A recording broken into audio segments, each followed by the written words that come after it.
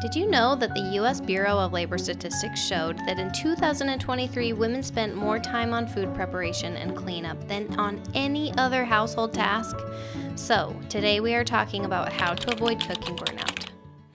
Everybody's got to eat, and everybody's got to eat all day long. If you're a stay-at-home mom like me, breakfast, lunch, dinner, and snacks might all be falling solely on your shoulders.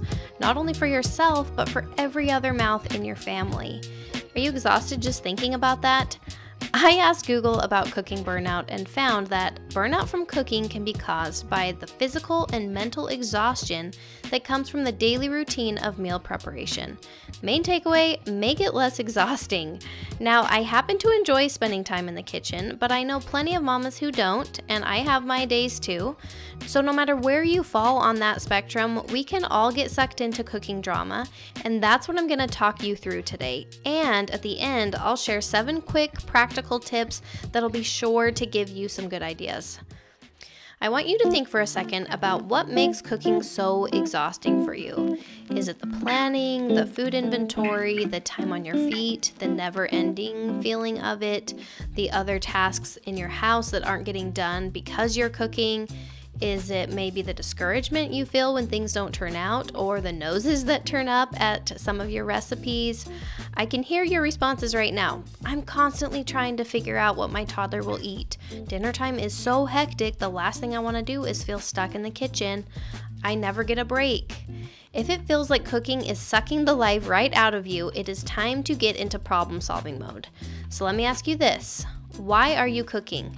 It might seem like a no-brainer, right? Because everyone's got to eat. But really, what would your answer be if someone asked you that?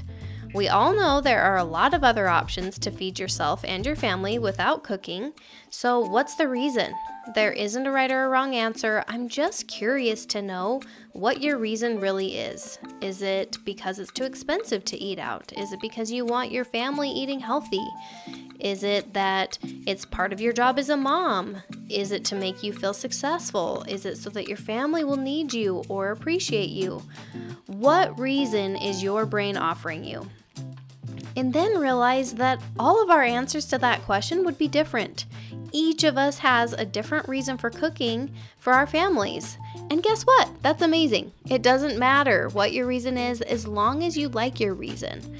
Did you know that's actually how we make decisions about what we want to do in our life? We just make sure that we like our reason and then we move forward. So if you're cooking for your family and hating life or feeling resentful about it, or you're just feeling really burnt out, and your reason for doing it is because you have to or because you should, you might realize that you don't like that reason. That reason doesn't feel good to you. It's suffocating and leaves you feeling trapped, like I'm the victim and there's nothing I can do about it, right? Interesting to notice that and decide if we want to find a reason that we like better or start changing our behavior to be more in line with what feels good to us, which in this case would look like changing how we're cooking or how often we're cooking. So as you brainstorm your reasons, go ahead and notice the manual that you have for yourself when it comes to food. Remember, a manual is just a set of expectations for how we need to behave in order for us to feel good and happy about ourselves. So is there a certain health level in your cooking that you're expecting? Is the food supposed to look a certain way or taste a certain way? Is there a certain amount of time that you're supposed to spend in the kitchen? Or a certain reaction you're supposed to be getting from your family? When we spell these things out for ourselves, we can see what our brain is using as the rule book on how cooking should go. We're using these requirements in our manual to judge ourselves, and we're hanging our emotions on things going according to this manual. So what I want you to realize is that every single thing on that list, right, in your manual, is optional. Just because your brain has these expectations does not mean that you need to follow them. It just kind of explains why you're probably feeling negative emotions around cooking. So let's be clear. The law, of course, states that parents are responsible for attending to their child's basic needs, including food, clothing, and housing, right? But guess what? We decide what that looks like. Did you know some husbands come home from work and cook dinner for their family every single night? Other husbands do the grocery shopping every week. Some school-age kids handle feeding themselves whatever food they can find in the house, while other kids have responsibilities related to cooking or the cleanup. Some moms spend just about every spare minute in the kitchen, while others spend literally no time in the kitchen. Some moms make their own baby food, others buy baby food from the store, others just feed their baby right from their own plates and skip the baby food. So do you see how ridiculous it is to box ourselves into thinking that there's one right way and one wrong way to feed our family? Now take a look again at your manual for your cooking and edit it however you want. Dream up the best case scenario for food in your house, and then get to work figuring out what you would like to make a reality. Then make sure to circle back to the reason you're deciding to handle the food that certain way. And what I want you to know is, do you like your reason? That is all it takes for you to feel that you're making a good decision for yourself. So before I dive into my 7 tips, be sure to like and subscribe. Let me know that you're enjoying this content. I love you all so much for being here. To avoid cooking burnout, number 1, make it about you.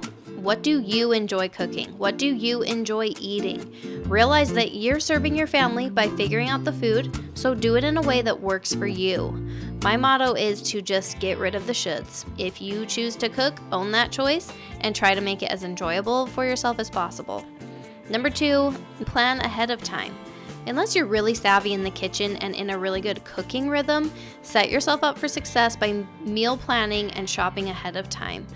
This forethought will save you so much time and stress throughout the week if you already know what to plan on and you're just going through the motions to carry it out. For me, I meal plan every single Sunday and I grocery shop every single Monday.